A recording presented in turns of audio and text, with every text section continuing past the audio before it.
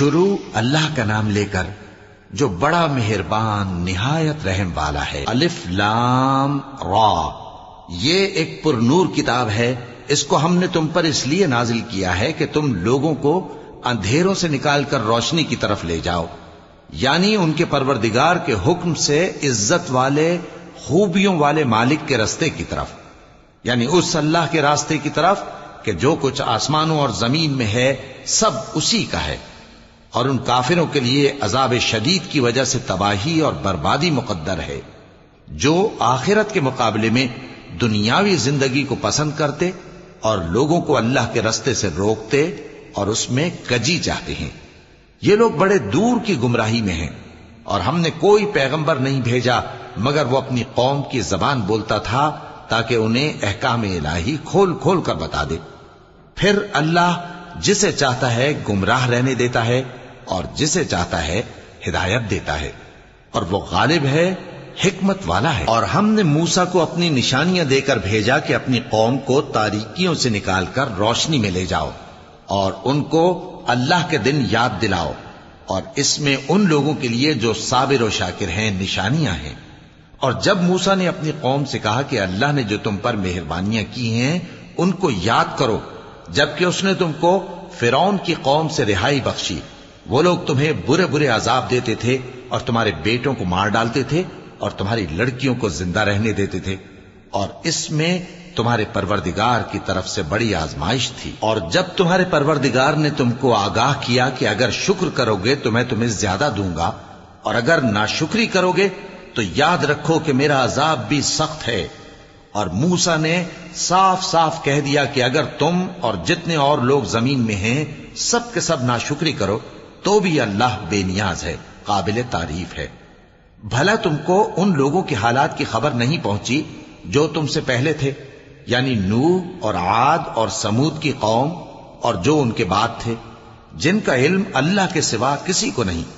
جب ان کے پاس ان کے پیغمبر نشانیاں لے کر آئے تو انہوں نے اپنے ہاتھ ان کے منہوں پر رکھ دیے کہ خاموش رہو، اور کہنے لگے کہ ہم تو تمہاری رسالت کو تسلیم نہیں کرتے، اور جس چیز کی طرف تم ہمیں بلاتے ہو ہم کو اس میں بھاری شک ہے۔ ان کے پیغمبروں نے کہا کیا تم کو اللہ کے بارے میں شک ہے جو آسمانوں اور زمین کا پیدا کرنے والا ہے؟ وہ تمہیں اس لیے بلاتا ہے کہ تمہارے گناہ بخشے اور ایک مدت مقرر تک تم کو مہلت دے۔ وہ بولے کہ تم تو ہمارے ہی جیسے آدمی ہو، تمہارا یہ منشا ہے کہ جن چیزوں کو ہمارے بڑے پوجتے رہے ہیں ان کے پوجنے سے تم ہمیں روک دو، تو اچھا کوئی کھلی دلیل لاؤ، یعنی معجزہ دکھاؤ۔ پیغمبروں نے ان سے کہا کہ ہاں ہم تمہارے ہی جیسے آدمی ہیں، لیکن اللہ اپنے بندوں میں سے جس پر چاہتا ہے نبوت کا احسان کرتا ہے، اور ہمارے اختیار کی بات نہیں کہ ہم اللہ کے حکم کے بغیر تم کو تمہاری فرمائش کے مطابق معجزہ دکھائیں، اور اللہ ہی پر مومنوں کو تو بھروسہ رکھنا چاہیے۔ اور ہم کیوں اللہ پر بھروسہ نہ رکھیں حالانکہ اس نے ہم کو ہمارے دین کے سیدھے رستے بتائے ہیں، اور جو تکلیفیں تم ہم کو دیتے ہو اس پر ہم صبر کریں گے۔ اور اہل توکل کو تو، اور جو کافر تھے انہوں نے اپنے پیغمبروں سے کہا کہ یا تو ہم تم کو اپنے ملک سے باہر نکال دیں گے یا تم ہمارے مذہب میں واپس آ جاؤ۔ پس ان کے پروردگار نے ان کی طرف وحی بھیجی کہ ہم ظالموں کو ہلاک کر دیں گے اور ان کے بعد تم کو اس زمین میں آباد کر دیں گے۔ یہ اس شخص کے لیے ہے جو قیامت کے روز میرے سامنے کھڑے ہونے سے ڈرے اور میرے عذاب سے خوف کرے۔ اور پیغمبروں نے اللہ سے فتح چاہی اور ہر سرکش ضدی نامراد رہ گیا۔ اس کے پیچھے دوزخ ہے اور اسے پیپ والا پانی پلایا جائے گا، وہ اس کو گھونٹ گھونٹ کر کے پیے گا اور گلے سے نہیں اتار سکے گا، اور ہر طرف سے اسے موت آ رہی ہوگی مگر وہ مرنے میں نہیں آئے گا، اور اس کے بعد سخت عذاب ہوگا۔ جن لوگوں نے اپنے پروردگار سے کفر کیا ان کے اعمال کی مثال راکھ کی سی ہے کہ آندھی کے دن اس پر زور کی ہوا چلے جو اسے اڑا لے جائے۔ اسی طرح جو کام وہ کرتے رہے ان پر ان کو کچھ قابو نہ ہوگا۔ یہی تو پرلے سرے کی گمراہی ہے۔ کیا تم نے نہیں دیکھا کہ اللہ نے آسمانوں اور زمین کو تدبیر سے پیدا کیا ہے؟ اگر وہ چاہے تو تم کو نابود کر دے اور تمہاری جگہ نئی مخلوق پیدا کر دے، اور یہ اللہ کو کچھ بھی مشکل نہیں. اور قیامت کے دن سب لوگ اللہ کے سامنے کھڑے ہوں گے تو غریب پیروکار بڑے بن بیٹھنے والوں سے کہیں گے کہ ہم تو تمہارے پیرو تھے، کیا تم اللہ کا کچھ عذاب ہم پر سے دفع کر سکتے ہو؟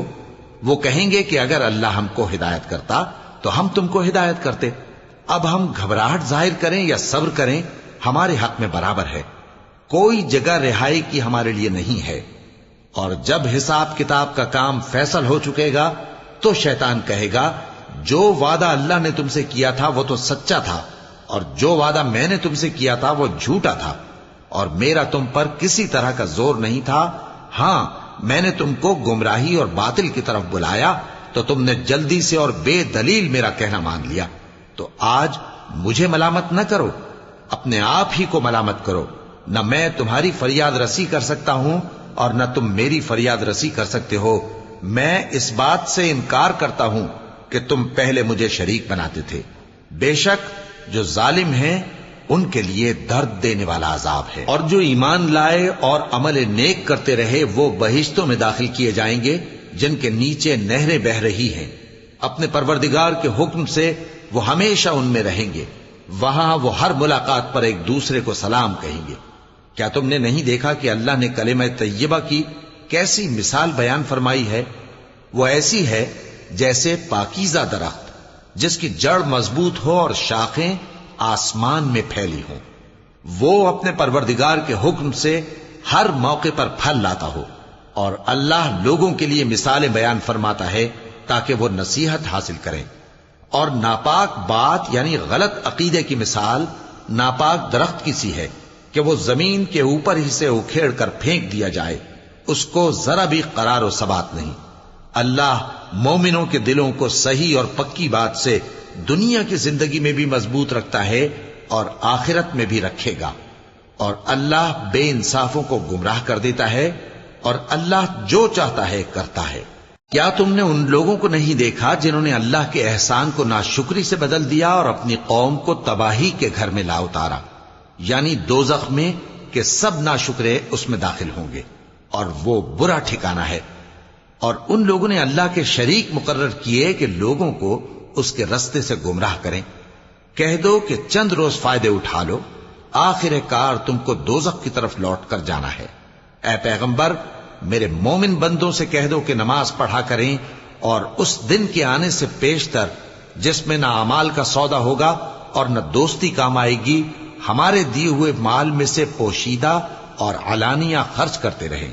اللہ ہی تو ہے جس نے آسمانوں اور زمین کو پیدا کیا اور آسمان سے مے برسایا، پھر اس سے تمہارے کھانے کے لیے پھل پیدا کیے اور کشتیوں اور جہازوں کو تمہارے زیر فرمان کیا تاکہ وہ سمندر میں اس کے حکم سے چلیں، اور نہروں کو بھی تمہارے زیر فرمان کیا، اور سورج اور چاند کو تمہارے لیے کام میں لگا دیا کہ دونوں دن رات ایک ڈگر پر چل رہے ہیں، اور رات اور دن کو بھی تمہاری خاطر کام میں لگا دیا، اور جو کچھ تم نے مانگا سب میں سے تم کو عنایت کیا. اور اگر اللہ کے احسان گننے لگو تو شمار نہ کر سکو، مگر لوگ نعمتوں کا شکر نہیں کرتے. کچھ شک نہیں کہ انسان بڑا بے انصاف ہے، ناشکرا ہے. اور جب ابراہیم نے دعا کی کہ اے میرے پروردگار اس شہر کو لوگوں کے لیے امن کی جگہ بنا دے اور مجھے اور میری اولاد کو اس بات سے کہ بتوں کی پرستش کرنے لگیں بچائے رکھیو. اے پروردگار انہوں نے بہت سے لوگوں کو گمراہ کیا ہے، سو جس شخص نے میرا کہا مانا وہ میرا ہے، اور جس نے میری نافرمانی کی تو تو بخشنے والا ہے، مہربان ہے. اے پروردگار میں نے اپنی اولاد ایک وادی میں جہاں کھیتی نہیں تیرے عزت و ادب والے گھر کے پاس لا بسائی ہے. اے پروردگار تاکہ یہ نماز پڑھیں سو تو لوگوں کے دلوں کو ایسا کر دے کہ ان کی طرف جھکے رہیں، اور ان کو میووں سے روزی دیتے رہنا تاکہ تیرا شکر کریں. اے پروردگار جو بات ہم چھپاتے اور جو ظاہر کرتے ہیں تو سب جانتا ہے، اور اللہ سے کوئی چیز مخفی نہیں، نہ زمین میں نہ آسمان میں. اللہ کا شکر ہے جس نے مجھ کو بڑی عمر میں اسماعیل اور اسحاق بخشے. بے شک میرا پروردگار دعا سننے والا ہے. اے پروردگار مجھ کو ایسی توفیق عنایت کر کہ نماز پڑھتا رہوں اور میری اولاد کو بھی یہ توفیق بخش. اے پروردگار میری دعا قبول فرما. اے پروردگار حساب کتاب کے دن میری اور میرے ماں باپ کی اور مومنوں کی مغفرت کیجو۔ پناہ مانگتا ہوں میں اللہ کی شیطان مردود سے۔ شروع اللہ کا نام لے کر جو بڑا مہربان نہایت رحم والا ہے۔ اور مومنو، یہ نہ سمجھنا کہ یہ ظالم جو کام کر رہے ہیں اللہ ان سے بے خبر ہے۔ وہ ان کو اس دن تک مہلت دے رہا ہے جبکہ دہشت کے سبب آنکھیں پھٹی کی پھٹی رہ جائیں گی اور لوگ سر اٹھائے ہوئے میدان قیامت کی طرف دوڑ رہے ہوں گے۔ ان کی نگاہیں خود اپنی طرف لوٹ نہ سکیں گی اور ان کے دل مارے خوف کے ہوا ہو رہے ہوں گے۔ اور لوگوں کو اس دن سے آگاہ کر دو جب ان پر عذاب آ جائے گا۔ تب ظالم لوگ کہیں گے کہ اے ہمارے پروردگار، ہمیں تھوڑی سی مہلت عطا کر تاکہ ہم تیری دعوت توحید قبول کریں اور تیرے پیغمبروں کے پیچھے چلیں۔ تو جواب ملے گا، کیا تم پہلے قسمیں نہیں کھایا کرتے تھے کہ تم کو اس حال سے جس میں تم ہو زوال نہیں ہوگا؟ اور جو لوگ اپنے آپ پر ظلم کرتے تھے تم ان کے مکانوں میں رہتے تھے، اور تم پر ظاہر ہو چکا تھا کہ ہم نے ان لوگوں کے ساتھ کس طرح کا معاملہ کیا تھا، اور تمہارے سمجھانے کے لیے مثالیں بیان کر دی تھیں۔ اور انہوں نے بڑی بڑی تدبیریں کی، اور ان کی سب تدبیریں اللہ کے ہاں لکھی ہوئی ہیں۔ گو وہ تدبیریں ایسی غضب کی تھیں کہ ان سے پہاڑ بھی ٹل جائیں۔ تو ایسا خیال نہ کرنا کہ اللہ نے جو اپنے پیغمبروں سے وعدہ کیا ہے وہ اس کے خلاف کرے گا۔ بے شک اللہ زبردست ہے، بدلہ لینے والا ہے۔ جس دن یہ زمین دوسری ہی زمین بنا دی جائے گی اور آسمان بھی بدل دیے جائیں گے اور سب لوگ اللہ کے سامنے نکل کھڑے ہوں گے، جو یکتا ہے بڑا زبردست ہے۔ اور اس دن تم گناہگاروں کو دیکھو گے کہ زنجیروں میں جکڑے ہوئے ہیں، ان کے کرتے تارکول کے ہوں گے اور ان کے چہروں کو آگ لپٹ رہی ہوگی۔ یہ اس لیے کہ اللہ ہر شخص کو اس کے اعمال کا بدلہ دے۔ بے شک اللہ جلد حساب لینے والا ہے۔